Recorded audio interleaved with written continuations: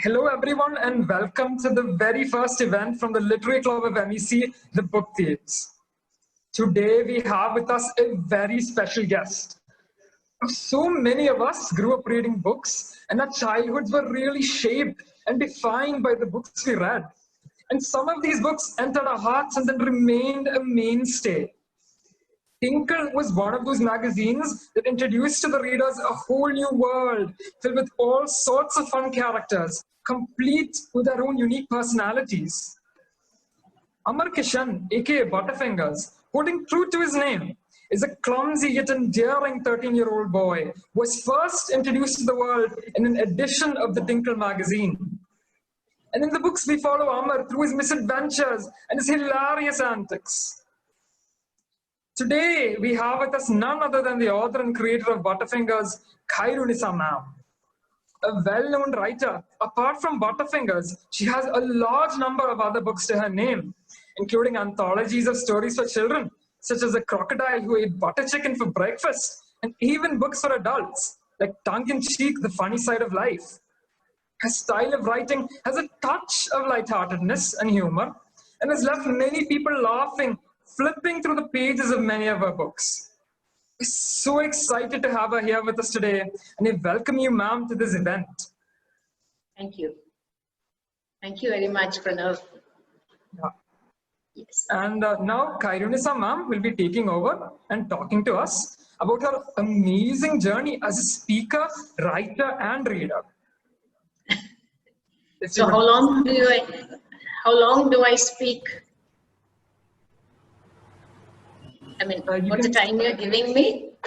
Ma'am, you How can. long do I go on this journey? Yes, you can talk for 20 to 25 minutes. Then we'll have a small Q&A session. Question answer session. Yeah, it's all up to you, ma'am. Yeah. Yeah. In fact, when I used to be invited to give talks, actual talks in college, I generally start with the story. I don't think you would have heard the story, so I'll just tell you this about a lecturer who was invited to a college for a lecture, and it was at 2 o'clock in the afternoon. So he asked the head of the department, "How long must I speak?" So the head of the department said, "You can speak for as long as you want, but we all leave at 3:30. So that gives you the message, right? That's why I always ask, how long must I speak? Because I will see you leaving the meeting. Now it's virtual, so you'll be leaving the meeting. So I thought I'd just find out how long must I speak, or how long are you going to suffer my speech? So thank you very much for inviting me. First, I should thank Malavika, who was the first person who called me. And then it was Vishnu Maya, who invited me formally. She's the president of this new literary club, that Model Engineering College. It's going to be a real model engineering college now, once you have your literary club too, because I think it is very important that there is a literary club. And I'm very happy that you invited me to be part of this very joyful occasion, because this is the inauguration of a book club, a literary club, and anything to do with books is very special for me. And I love the idea of a book club which has got a name, Book Thieves. You must have got the name from Marcus Zuzak's book, Book Thief. Yes, right? ma'am. So, Yes. yeah, and you made it plural, Book Thieves. Very nice. And Vishnu Maya also told me that the library in your college is sadly lacking in books for pleasure, well, fiction, non-fiction, for the general reader. I think that's a problem with all professional colleges, because they give so much importance to the specific subjects. They forget that we become complete only if our reading is much wider. We read beyond the syllabus. We read books, fiction, non-fiction, and that is something that kind of makes us more complete, makes us better adjusted opens our eyes to what is happening around us, helps, lends wings to our imagination, because that is so important. And from the time we are small, we have been using this imagination, and that imagination is what has made this whole world, or has brought the changes in this world. Whatever you're doing now, this virtual meeting that we are having, is because of somebody's imagination, somebody's idea, the realization of somebody's idea. And that is the beauty of imagination. So as long as you have imagination, there is no limit to the kind of things that can happen, that you can do. And you have got a book club, and Book Thieves is the name of the book club. So I hope you're not planning to steal books and put into your cupboard, fill the cupboard with books, because that is a problem with books. You know what Anatole France said? Never lend books to anyone. Nobody returns books. I'm not sure of the exact words of his quote, but this is what he said. They won't return books. All the books in my library are books that I have borrowed from folks, or which other people have lent me. He's made a whole new library with books that he has borrowed or which others have lent. That sounds better, doesn't it? Somebody lent you the book instead of saying you borrowed it. And he has a whole rich library. So that is his warning. There's an Arabian proverb also on the same lines. That is, if you lend a book, then you can kiss it goodbye. I think it's the same with money also, probably. But books have this wonderful way of just disappearing from your house once your friend leaves it with it in his pocket or wherever it is, in the bag, so on. So this, I am sure you will try to see that there are a lot of books in your library. I think one way in which you can do that is to ask your friends to contribute, give books, gift books. Maybe you could appeal to bookshops. You could ask libraries. There are many ways in which you can get books, because I was feeling very sorry when Vishnu Maya said that there are very few books in the library. I have seen this in many colleges, professional colleges I'm talking about. Many means only 2 or 3. You know how I exaggerate. When I say many, it's just 2 or 3 I'm talking about. But it sounds nice when I say many. I went to many professional colleges and I found very few books there.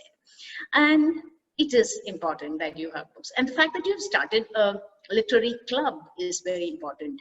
I really hope you will be able to keep it going. See, starting a club is fine. We can manage to do that. There is enthusiasm. You like the idea. Your friends also like the idea. But to take it forward, it needs commitment. It needs persistence. It needs enthusiasm. It needs someone at the helm who pushes and who sees to it that that happens. And I hope Vishnu Maya, and I'm sure Vishnu Maya, if you started this because of your love for books, you will see that it progresses, that it lives. It is a living book club. It is the book thieves are alive. The book thieves are alive and thieving, you can say. And you will continue to have regular meetings where you can discuss books. You can do so many things, right, when you have a literary book club. So I'm sure you will put your heads together virtually, I think. Now that's all that's possible now. And come up with some plans to see that you meet every, I don't know when you plan to meet. Are you planning to meet every week or every month or every fortnight? Whatever you are planning to do, please see that it happens. Because I'll just tell you what happened when my college, when I started a quiz club. We called it the Sixth Sense. And in the beginning, hardly anybody used to come. I was in charge of the quiz club. In fact, it was my idea, you could say. I wanted, yes, Pranav? Yeah. So, this club I started that. And in the beginning, very few students used to come. Or they were just lunch interval, 1 o'clock. And then I'll be the first there at 1 o'clock. And even though there would be just 2 students, sometimes 3 students, I would still go there. I made it a point to go there, whether there are 2 or 20, and slowly it built up and it became a proper working, enjoyable quiz club. And finally, All Saints College actually started winning prizes. I'm saying actually because, you know, the quiz scene is controlled generally by College of Engineering, Medical College. There are 2 or 3 colleges. I'm sure you also must be doing well now. I don't know the situation now. I'm talking about some years back, and that was how it was. And these girls really started making the others a little jittery. We might lose kind of thing. Anyway, coming to what I'm supposed to be. So I'm wishing you all the best. It is my real pleasure and an honor to inaugurate your book club, your literary club, book thieves, and I hope all you book thieves will enjoy books always. And coming to my journey, you said you wanted to know my journey. I don't journey as a reader, as a speaker, as a writer, you said. You've left out one very crucial part of my life and my career, which is the teacher. Because I was a teacher for the larger part of my life. Anyway, coming to my life as a reader, I'll quickly run through it because I have always been a reader. Reading is very, very special to me. I come from a large family, 8 of us. I'm the youngest. And 8 children going to different schools and colleges. And all of us like to read. I went to school only in the 2nd standard, all right? 2nd standard. My education is incomplete. If you notice any flaws, any problems, you can put it to my incomplete education. I didn't do LKG, I didn't do UKG, I didn't do 1st standard. I went straight to the 2nd standard. And started learning English too, because it was Holy Angels Convent, English medium school. We must speak only in English. It was a rule. And there is the story of what happened when I was small and I was sitting on a seesaw, where one person sits on top and the other at the bottom. And I was with my friend. My friend was a little stocky. I was very thin. And what happened was I remained at the top. I was not coming down. And my friend was stuck down. So from here, she yelled to me, she's asking me to push down. You did like this, my. My is a tag in convents you often use. And from the top, I screamed out to her, I am didding, my. I'm didding. So that would have been the end of the story, but my sister heard this. She came there to take me back home from school. She heard this, and it is a big joke at home. Even now, my sisters ask me, what are you didding now? How are you didding? It's kind. But what I want to say is this is how we learn a language. We make mistakes. But in spite of the mistakes, we must not allow those mistakes to overwhelm us, and we must continue to learn a language. That's one way in which you learn a language. Another way in which you better your language is through reading. Reading is of immense help in making your language better, in making you more fluent, in making you speak the language better, write it better, understand it better, comprehend it better, and think in that language is also is imperative. So in my house, since everyone was reading, and there are books at home, all borrowed mostly, okay? I don't know how many were returned, but these books, we can't afford to buy books. How can you afford a large family? We can't really afford to buy books. So they would be borrowed from different libraries, as a public library, the British Council, University Library. And we actually used to fight over books. We actually sometimes, like Bacon says, some books are to be read in parts. In our house, it was literally in parts. We'd sometimes even tear them and read part by part. And reading, watching others read is the best way in which you can also start reading. You want to read because you see others reading, enjoying themselves. That's what happened to me. Nobody told me to read, but I watched it happen. And that's how I became a reader. It was further helped by my school, where we have a library period. In Holy Angels Convent, there's a library period. We are given books, we borrow books, we have to return the next week. And when we return it the next week, we also have to maintain what is called a library record. You write about the book, something like a review. When you're small, you don't know how to write a review or something. You will write the story in your language. And you don't have access to other people's reviews as we have now. Now you have this Google uncle, and who is very helpful and tells you the font is the font, what to say, fount of information. You don't remember anything because knowledge is very easily accessible. One click and you know it. In those days, it was not possible. You have to work hard to find out something, and therefore you remember it. And we used to write these. So you see what's happening. You're getting to read books, you're getting to write about them, you're getting to think about them. That critical ability is also being, it is perfected. And it's being honed, you could say. So that was happening. And of course, reading all kinds of books. You read children's books. But by the time I was in the 8th standard, I started reading P.G. Wodehouse. I started reading the classics. I started reading Agatha Christie. Then Earl Stanley Gardner. I suppose you don't read them now, but in those days we used to do that.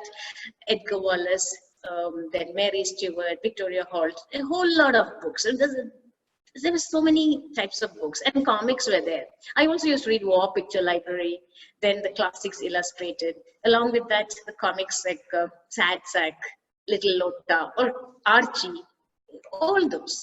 And that was the only thing we had.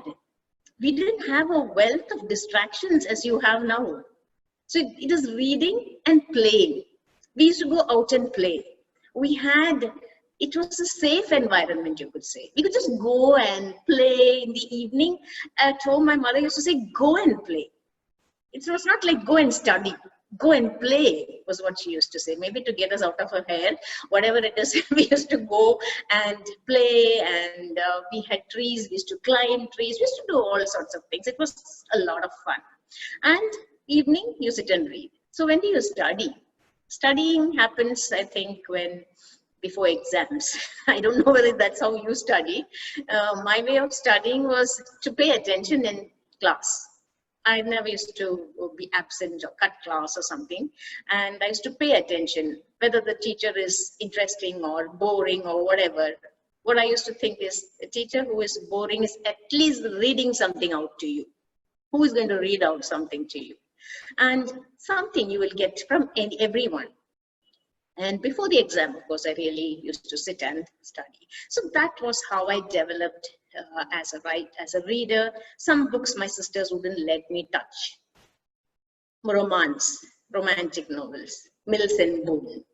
You shouldn't. When they say you shouldn't, you know how it works. We should. How can we read them? How can we get them? And I read without their knowledge, a few, and then realized that one novel is like the other. They're so similar, these romantic books. I think if you tear them and then, higgledy-piggledy, put them all together, it won't make much of a difference. Maybe the names will be a little different. So that was my journey as a reader, and it continues. You read anything that you get, and it was happening. And because I was a reader, I fell in love with literature. And literature became my passion. I wanted to study literature. And I did BA in English literature. We had pre-degree. I took the 5th group, which is a literature group. I had to fight to do that because my sisters wanted me to take 2nd group. You know how it is, as it is now. So it was then medicine, engineering. If you go for arts, it means your IQ is low. you didn't get admission anywhere else. They look at you with suspicion. Oh, we always knew, you're a little not quite all right. I mean, you're not intelligent enough. You hid it for some time, but now you've taken arts because you didn't get admission somewhere else. And because the parents want to say that your child is, no, my child is intelligent, they will force the child to take either engineering, go for engineering or medicine. So I had to argue, and then my father backed me. He said, you can take literature. And I did. And my sisters got very angry. I went to the principal and said, like a sacrificial goat, I went and told her, sister, I want to change my group. So she said, why do you want to change your group? Yesterday you came with your father. I said, yes, but now everyone wants me to take second group. Can I change it? She said, you can, but what do you want? I said, I want to do fifth group. And she said, then do it. Your father is with you. You show your people at home that you have made the right choice, that you will do this very well. I was very happy. I did not do anything further. I went home and I told everyone. The principal told me I must continue with fifth group. You know how clever you can be. And so that was how I continued with literature. So then BA, MA, went to teach. So then started my teaching career. I taught in Holy Angels for some time. Then I taught in All Saints. And that is when I got a job in Punjab National Bank as management trainee. I began to love teaching, but you know how a bank officer's job is. Everybody thinks it is a wonderful job to get. Everything is all from the outside, how something looks attractive from the outside. So again, I resigned from All Saints College, this job, because it was a temporary job, went there. And then when it was possible for me to get in again in All Saints, when they got PG, they had a lot of vacancies. I applied, got, and then I continued teaching there. So that was my career as a teacher, and I just enjoyed teaching. I just loved teaching. I was fortunate that I taught in Holy Angels Convent and I taught in All Saints College, where you get a lot of good students who are really interested. All won't be interested, but quite a few are interested in literature. Now take it as a challenge to get the others also to enjoy literature. So that was what was happening during my career. Now you wanted to meet my journey as a speaker. Speaker, when you become a teacher, you become a speaker. You can't help it. You have to speak. You have to face people. You have to face students. And looking at the students, you know, different expressions, right? Some of them, oh, some of them will be, some of them will be sleep. They are about to sleep. Some others will be kind of indifferent. So you have a huge, different types of students who are not exactly waiting, who are forced to listen to you. So I always tell my students, please pretend to listen. You don't have to listen. The best thing about us is that human beings' imagination. You can go wherever you want. You can be physically in one place, but you can go wherever you want. So you go. If you don't want to listen, you go, but you be there physically, and generally don't make a nuisance of yourself. And they don't. They would listen to most of them. Of course, you have all kinds of students. So when you are all the time talking to different kinds of students, because some groups, the students would be rather, their skills would be very poor. In that case, you need to teach in a different way. It's a challenging job, teaching, because you don't get students of one level in one class. You have average students, you have below average students, you have above average students. How do you lecture? You can't lecture to only the above average, because it's a minority. It's a very small group. You can't only to the ones who are very poor, because it becomes very difficult. So you have to see that all three groups are addressed when you teach. So when you're constantly doing that, and you're always facing a group, an audience, you can say, your skills in speaking develop.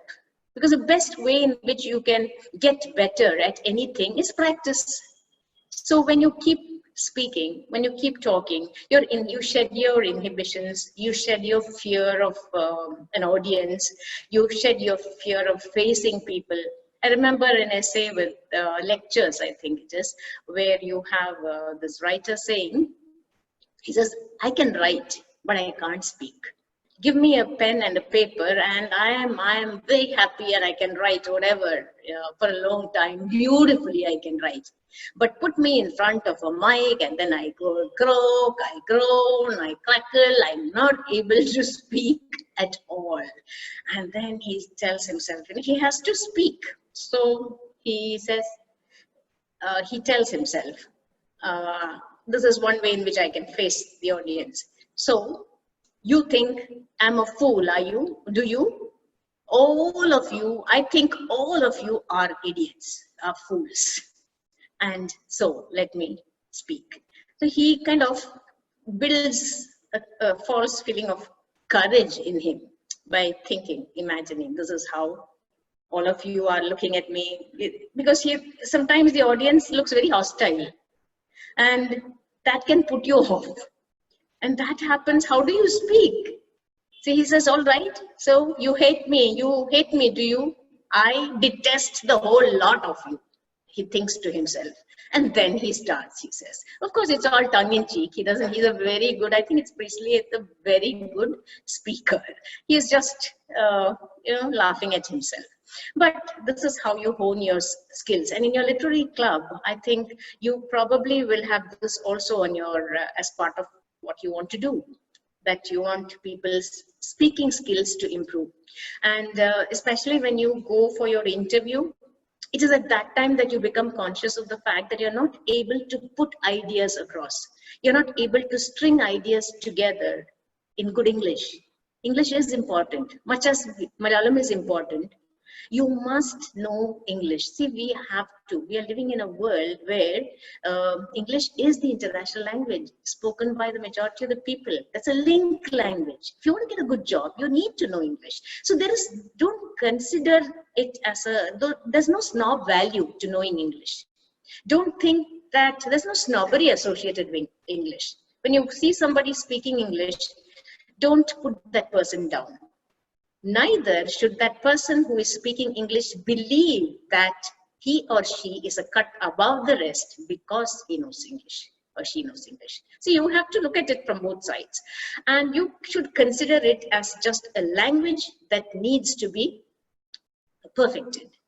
And how do you perfect a language? How do you get better at a language? As I told you earlier, by speaking, by reading that language, by listening to that language, listening to good programs, really good programs, by reading good books, by speaking to your friends in English, by writing in English, and by thinking in English. You should try and think in English, all right? The Joseph Conrad, who started writing when he was, who learned English when he was 20. He didn't know English. He learned English when he was 20, and he went on. Do you know how he learned English? By reading plays of Shakespeare, which is, I know he must be an incredible person. He learned English that way on his own and went on to write all those wonderful classics, Lord Jim, Heart of Darkness, all those. And he used to say, I write in English, I think in French, and I dream in Polish. This is how he described what he does. So it's possible even when you are 20 to learn and perfect a language and become so good at it that you are regarded as one of the greatest exponents of that language. It only needs persistence. It only needs your enthusiasm, your doggedness, your desire to improve. And that, if you have, you will scale mountains. You will have absolutely no problems. So that is how you become a speaker. So along with telling you how I became because of my teaching, you could say, you with a club, your careers are going to be different. Because you are going into engineering. You will have to interact with many people. But before that, you have that big interview that you need to face. And for that, the group discussion.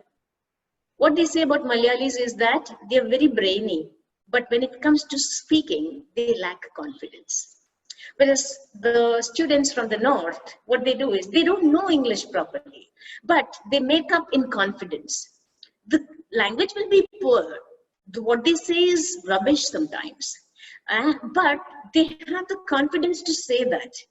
But Malayalis generally, it's not a rule. I'm talking about how I have talked to people who have said that this is something they have noticed. So what they do is they are inhibited, feeling that you may not be able to speak well. Because of that, they don't speak.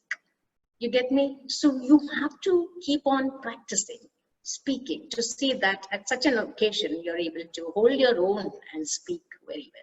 So that is my journey as a speaker, my journey as a teacher, my journey as a writer happened quite by accident.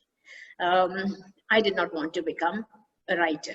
That was, have I overshot my time? Ma'am, no, ma'am. I've Please been speaking continue. 30 minutes, just 5 minutes, all right? And Yes, ma'am. Doesn't. Yeah, okay, because I can't see all of you. If you're my students, if I'm in a class or I'm delivering a lecture, I will see what's happening. I'll see people taking these glances at their watch and shaking the watch. If somebody was asked, when do you know how do you know when to stop speaking? He said, when people start looking at their watch, I know it is I must think of stopping. But when they take their watches off and start changing the battery, then I realize that I have to stop talking. But since I'm not able to see everybody, I don't know what it is like. So the response is, just see 2 or 3 of you. I can see Pranay, I can see Ashwati, I can see Vishnu Maya. The rest are all phantom figures. They're all there. Anyway, so I'll just tell you quickly about my journey as a writer, which is, so what I was telling you was that I love reading, as I told you earlier. I love writing too, writing in the sense, writing essays in school. I told you about those reviews we had to write, composition period, we have letter writing. Of course, nobody writes letters anymore, but in those days we had to learn formal letter, informal letter. Formal letter starts with from and then to and then subject in between and so on. Informal letter is with dear, the other is with, all kinds of things. But even those formal letters, you can't be funny. But informal letters, you're writing to a friend after a holiday, write a letter describing the holiday. I will try to put in something funny. I don't know why. My weakness was for humor. Even though I read a lot, humorous books were very special for me. I love humor. And when I used to write, and also I was developing my skills at home, where you imagine you're the youngest of 8 children. If you have to survive, you should be able to be good at repartee, to speak say something clever, to put your older sister in her place, if possible, by a clever repartee. So those skills were being honed. And we used to use, I'm actually Urdu speaking, but at home, we use a lot of English also. And because everyone was going to schools and colleges and reading was so much a part of our lives. So here, so that kind of writing was happening. Then in college, the college magazine, for All India Radio, when they ask you to write some story and read it out, it's the teachers who tell you, why don't you do this, why don't you do that, and you do it. But wanting to become a writer, see, liking to write and wanting to become a writer, 2 different things. And that wasn't quite anything that I was thinking of. And then I got involved in my teaching, because it needs, in a college, when you teach, you need to put in a lot of attention and effort. At home, I have to take care of the house also. We have my husband, he's also teaching me. He was also teaching in a college. My son was small. So there's no time, and I wasn't even thinking of that. But when my son was small, we used to get Tinkle, that Pranav was talking about, Tinkle that you kind of grew up on, and we used to get it for him. And they had asked, there was a competition for adult writers of children's fiction. I saw that advertisement. Tinkle, in those days, Tinkle was being published by India Book House. Now it is being published by Amar Chitrakatha. And I thought I will send an entry. Now, when you send an entry, I'm telling you now, as I said it just like that. But even this just like that, you want to send a story which you hope, you won't tell others, you hope inside you, there is this hope that it gets a prize. I thought to myself, what can I write which makes my story, which would make my story different from others, which would make my story stand out? Because to get a prize, your story should have something extra. And I knew I would write a funny story. Humor, it's got to be humorous. And I decided to write a sports-based story because there aren't too many sports-based stories for children. Then I thought of Butterfingers.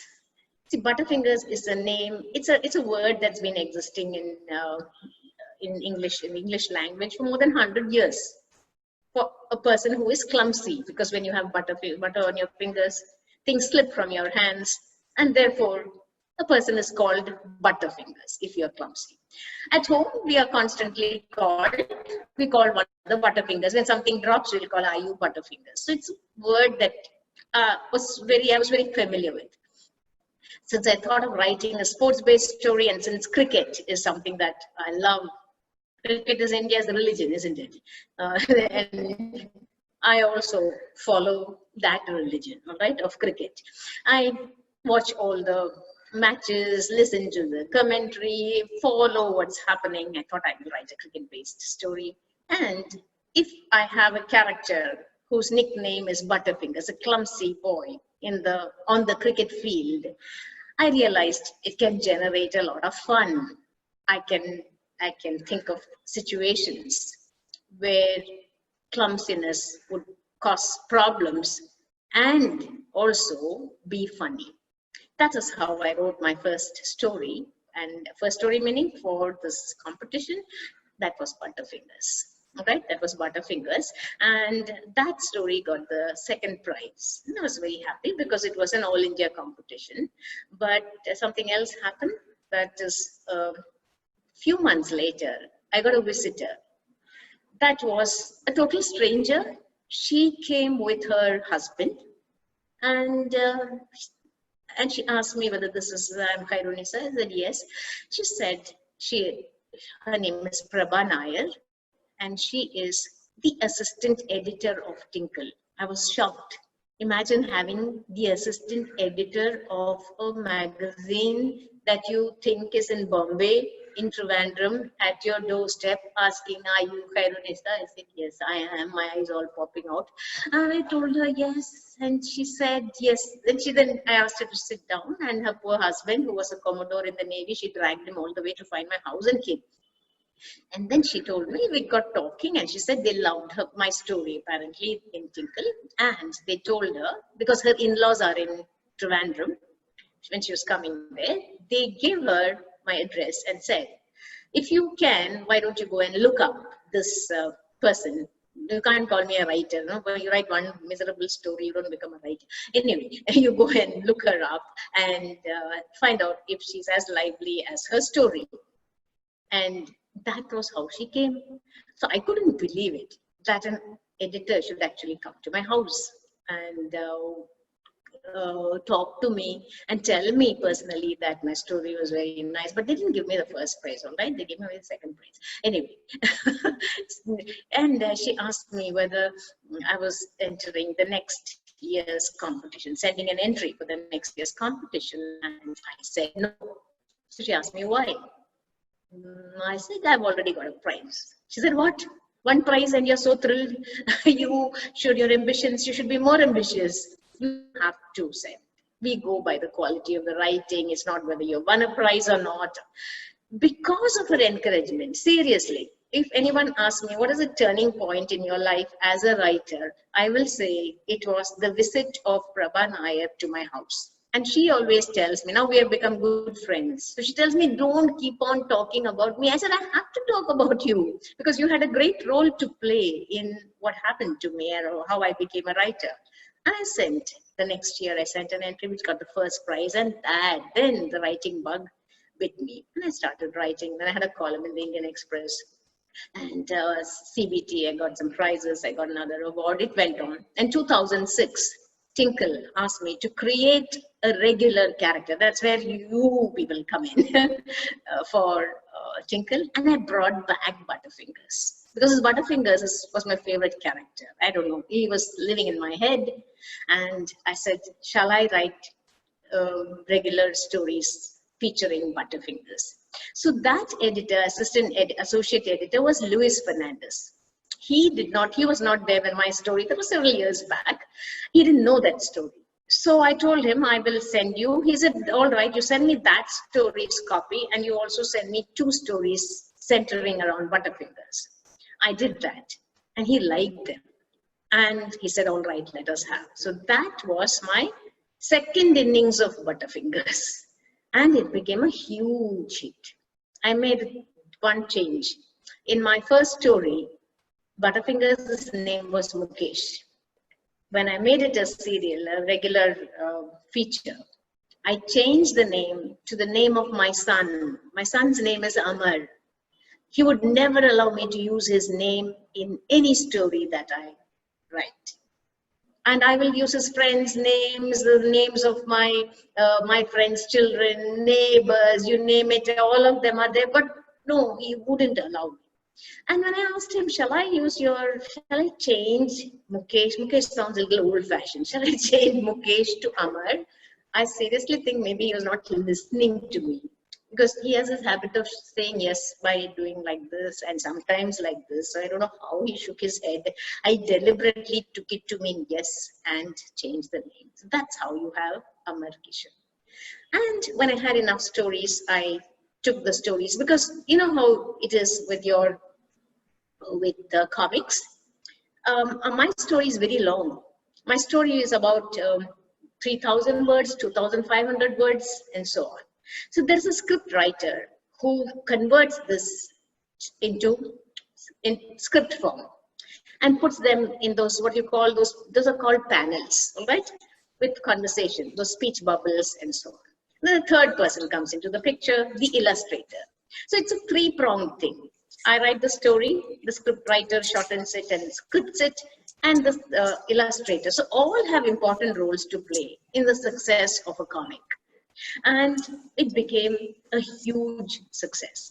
So here, the original long stories copyright is with me. And I had this vague idea of getting it published as a collection of stories. With these stories, I approached Penguin. And thankfully, the editor liked them. But, you know how these buts in? She said, but we don't want short stories. Can you write a novel around the same characters, the same school background, the same humor, the sports, the fun? I never wanted to write, I never thought of writing a novel. That's what I mean, you know, so it's purely accidental. But here is a big publishing house actually asking me, can you write a novel? How can I say no? I took up that challenge and the result was How's That Butterfingers. This is my first novel with Penguin's children's imprint, which is Puffin, and that started the Butterfingers saga. So once you start writing, then there are other opportunities, and then Hindu asked me to write a column, and then I had tongue-in-cheek. It went on like that. So that's it, and I think thank you for listening to me, hopefully listening to me, patiently listening to me. And it was a joy to be with you for some time. And Pranav, Ashwati, Vishnu Maya, Aromal, these are the names I'm seeing, and Malavika. All of you, thank you so much for being here. And I hope you have a wonderful club, a working club. In all sense, when you have a lot of clubs, there will be a wonderful inauguration. There will be a wonderful valedictory function and nothing much in between, right? We don't want that. We want a club which actually works. And for that, the president, very important role, right, President? You mustn't be like Trump. You must really do a lot of good work and see that things happen for the better, and your club becomes a meaningful club, and more people want to join because they realize that here is something good that is happening. So that's what I want for your club. So model engineering colleges, model students. I hope you have a model literary club. I wish Book Thieves all the best. So thank you very much. Thank you so much. Thank you so much, ma'am. It was really great listening to your story of how you became a speaker, reader, writer, and not to forget teacher. So I'm sure it had a lot of elements that many people here could relate to, and yet others that we all can look up to. And now we'll be having a very short question and answer session, so that if anyone has any questions, they can put them up in the chat. Shumaya, can you please take over? Yeah, thank you, Pranav. Thank you so much, ma'am. That was indeed a great session. We did have some amazing questions asked by students of MEC. I think a few of the questions you already answered through your story. Still, there was this. I must have answered, I'm sure, because I gave Yeah. Yeah. So there is this one question about about your job. Like, what made you quit working as a management trainee and take up a teaching job? Like, did you face any problems like while making that change from a management trainee to a teacher? I think one thing you should do is you should ask my bank's customers this question. They will tell you how good a banker I was. And you should maybe, when they gave me the relieving letter, when I resigned and they gave me the relieving letter, I don't know who was more relieved, them or me. But jokes apart, it is, I gave up this job because, as I told you, I was in love with teaching. My first batch of students in Holy Angels, with whom I'm still in touch, I taught them just after finishing my MA. So there isn't that much of an age gap, and they were very good students, all of them, ICSE batch. And they actually spoiled me, you could say. Because I enjoyed teaching, they made me fall in love with teaching. And because of that, I realized that this is what is going to give me a lot of joy, and I'm going to be in touch with literature. But I thought I will give this management trainee job a shot. And the training period was very nice. We went all over India for training. I met a lot of wonderful people. I'm still friends with them and so on. But in my heart, there was something, this is not my job. I'm not cut out for banking. I don't want to be a banker. I want to go back to teaching. That yearning was there. Will I be stuck in this bank job? Will I forever be working in a bank, tied to the desk and a desk job? I don't know. I just wanted to get out of the bank. Though it was nice, I'm happy, I'm very grateful to Punjab National Bank because I learned how banks work. I learned how it is to be in a bank. There are lots of other skills that I picked up because of that. And I'm grateful to it for the kind of training they gave and the people I met and so on. But one part of me was not there. My heart was not in my work, in my job. And when I got at the first opportunity of leaving, I quit. And of course, were there any problems? My husband was giving me complete backing. In the sense, he was fine.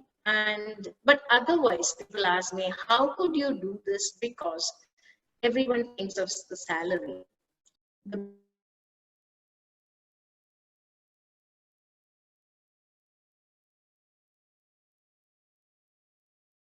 What I was getting in the bank. Now imagine leaving a lucrative job and going willingly for something that is it is rather lowly paid, you could say. Only now we have UGC. Once the UGC came, it was much better. But at that time, it was pretty low. So people said, you're off your head. There must be something wrong with you to even think of doing something like this. But these were the problems in the sense, I didn't actually have problems. Like nobody was openly protesting. My family was backing me in this. But from outside, I knew people were wondering why I was doing this. But I stuck to my guns. I said, I can manage. My husband and I can manage with our small salaries. We know to live within our means, but I'll be doing something that I love.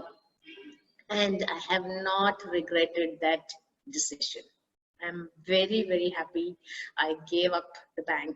I don't know about my students, all right? I'm very happy I gave up my bank job to teach.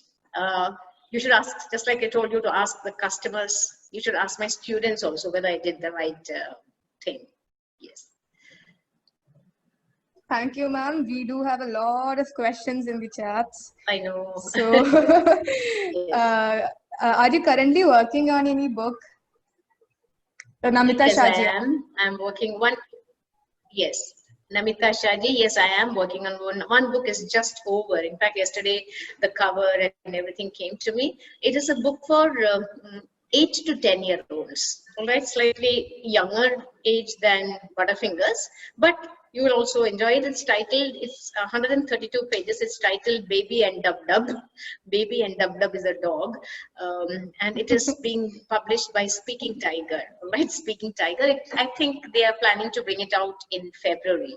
But I just completed my next Butterfingers novel. That is, that will be the 7th in the series. It is titled Smash It Butterfingers. It is a badminton-based novel, and Penguin is scheduling it for June this year, 2021. And I'm also writing another book, which is for adults. I'm not going to tell you about that. Let it be a secret. Sure, ma'am. These are what I'm currently working on. Yeah. Yes. We also Can have you tell us question. something about your favorite Book. What do you feel about superhero comics? Well, I don't read too many of these superhero comics. I really do not know, I don't Avengers and so on. I don't, because I now have moved away from that, and I'm not really reading these superhero comics. Something about my favorite book. I don't have one book that's my favorite book, so that's a little difficult. I have so many books that are my favorite books. All I can tell you is that I have, I told you that Woodhouse is my favorite. My all-time favorite writer is P.G. Woodhouse. And every book of his is a joy to read. And I would say that there are several favorites among his books. I like Jane Austen's Pride and Prejudice very much. I like Marquis very much. Marquis is the book of his book which I like best is Chronicle of a Death Foretold. It's a small book. It's a wonderful book. Why I like it so much, I would rate it as one of my most favorite books. Why I like it so much is because right from the beginning, they're talking about the murder that's going to happen. You know who is going to be murdered. You know who is going to murder. Yet, Marquis keeps you engaged from page 1 to the last page. Beautifully written. You must try to read that book. Next is, how do you write a comic situation? Do you create the situation or the character first? Any tips for writing funny and happy stories? Because I have a habit of writing very, very serious stories. How do you decide? Okay. Well, how do I write a comic situation? It depends. See, when I'm writing Butterfinger stories, my character is already formed. The character is funny. And the character's most important characteristic is being clumsy. So the way I look at it is, I center the Butterfinger story around something clumsy that Amar does, which results in some kind of disaster that he gets involved in. And many of my stories, if you have studied the stories, you will realize that again, it is an act of clumsiness from Amar that actually creates the solution to the story. But sometimes I think of a story I think of only the situation first. Sometimes it is the character. Sometimes it is the title. How do you see? I have written this story called Lizard of Oz, which is an animal story, and I had no idea about the story, what I'm going to write. I only had the title. I had to. That was in my book that is titled The Lizard of Oz and Other Stories. And Scholastic is the publisher. They wanted one more story from me. And at that time in my house, I saw a lizard and it just clicked. Lizard of Oz, Wizard of Oz, Lizard of Oz. But I did not know what story I was going to write. And therefore, I have a title, no story. And then I had to craft a story which would fit this title, Lizard of Oz. So I thought of a lizard in Australia, Oz, and how he comes to India in a shoe inside a suitcase, and then a lot of other things that happen. And I also wrote another funny story, which is, I think I wrote it for Tinkle long back. I don't know whether you have read that story. It's not a Butterfinger story. It's called Idlis of the King. You must have heard of Tennyson's poem, Idylls of the King. And whenever we see idylls at home, we will just laughingly say Idlis of the King. And I thought I should write a story which has that title. I have the title. And then I had to think up a story centering around a king who would love idlis, and a very funny story finally it turned out to be. But you have asked me any tips for writing funny stories. Somebody has said we still have the minds of 8-year-olds. Very good. You and I are the same then. We have the same mentally. We are the same age, I think. Yes. So I really...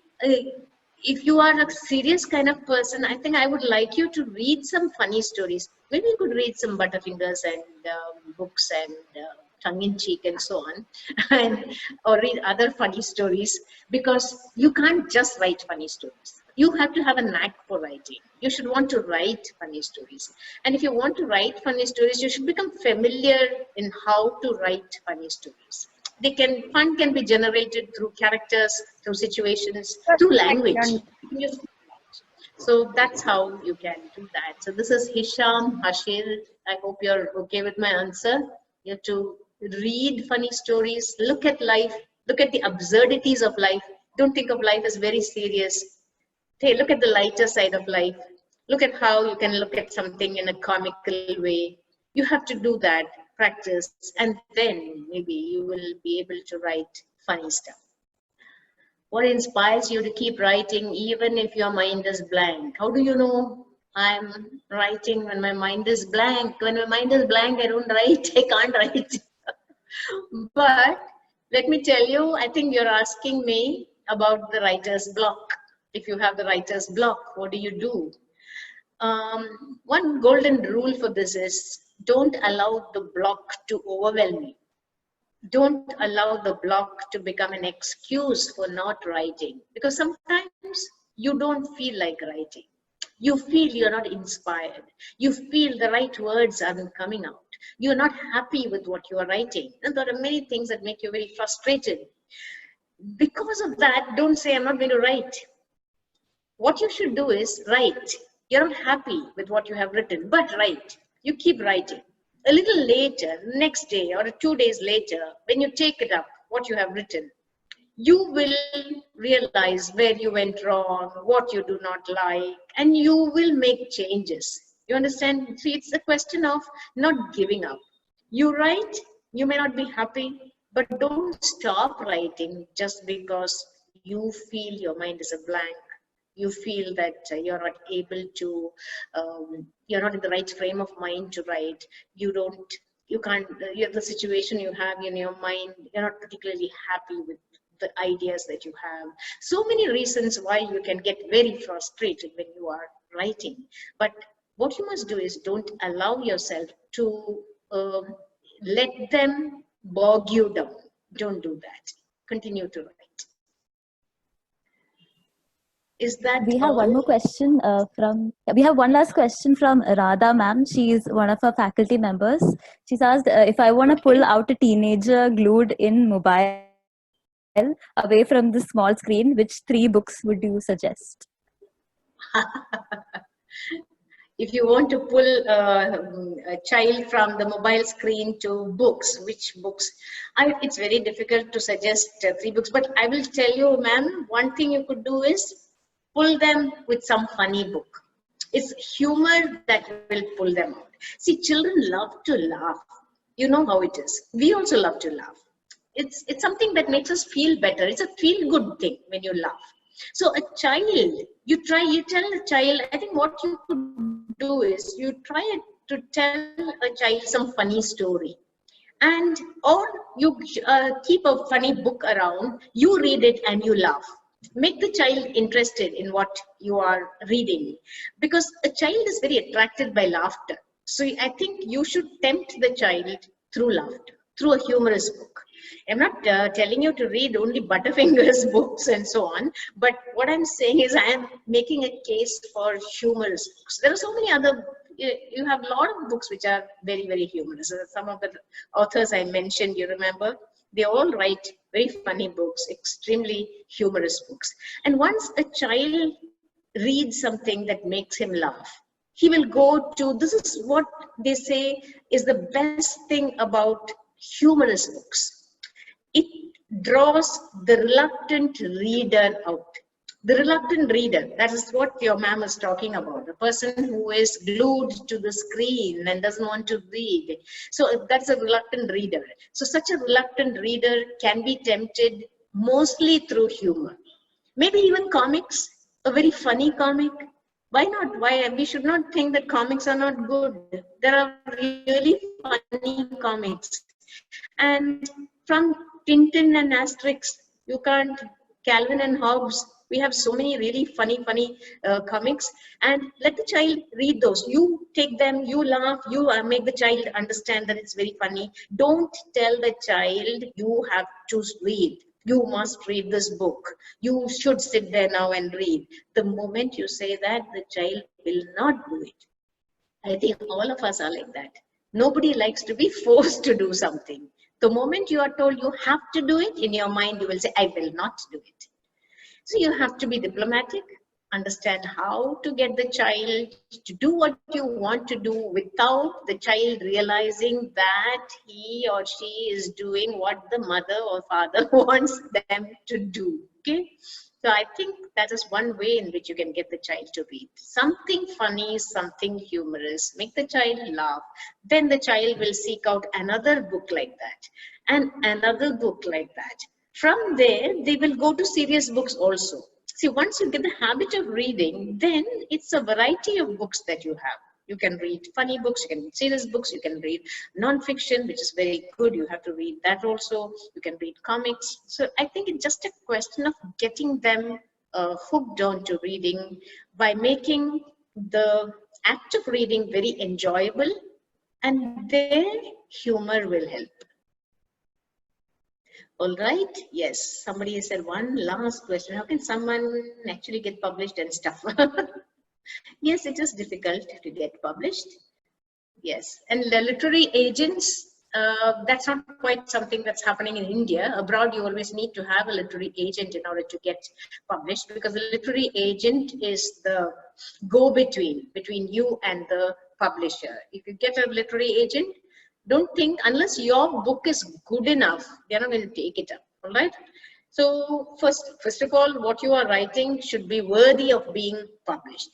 Then the publishers, do you know that the publishers get something like some 1,000 submissions a day? So from this ocean of submissions, how does your book get plugged? It should be, something about the book must catch their attention, must capture their attention. It's really difficult. So all I can say is good luck to you, and keep on at it, keep on submitting. Don't be dejected when you are rejected. You know, rejection should not lead to dejection. There are people who have collected rejection slips, 700 slips, and then gone on to become great writers. So it happens, and I just hope that don't give up. Hope, keep on writing, keep on submitting. Somewhere somebody will pick it up. All right? Yeah. Okay. I think that is all the questions we have. Thank you so much, ma'am, for answering them. Yeah, I think we'll come to the end of our event. So thank you, ma'am, for that wonderful session. It was really amazing to hear your journey. And thank you to everyone who attended as well. And a special thank you to Vinu sir and Rashid sir. We hope all you guys had a really fun time. I know I certainly did. It really was like taking a time machine into our childhood. A big thank you to Kairunisa ma'am again for taking time out of her extremely busy schedule and gracing us with her insightful words. Your life as a reader, writer, speaker, and teacher was fascinating and inspiring. Thank you, ma'am. And for everyone out there, PBT has a lot more fun activities planned, so do stay tuned. And for further updates about us, you can follow us on Instagram, Twitter, and LinkedIn. Thank you.